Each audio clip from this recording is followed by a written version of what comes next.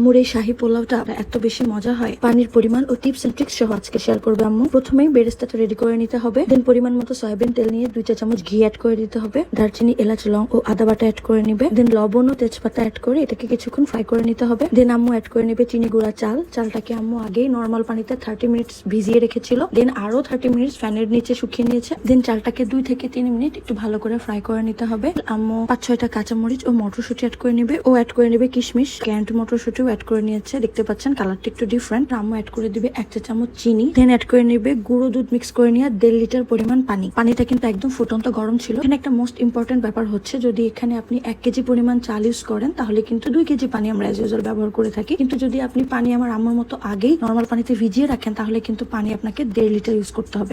রান্না অলমোস্ট হয়ে গেলে শেষ পর্যায়ে আম্মু ঘি অ্যাড করে নিবে এবং অ্যাড করে নিবে কেওড়া জল, করে দিবে বেরেস্তা। দেখতেই পাচ্ছেন আম্মু কিন্তু চুলাটা অফ করে দিয়েছে। একটুখানি দমে দিয়ে রাখতে হবে আর কি।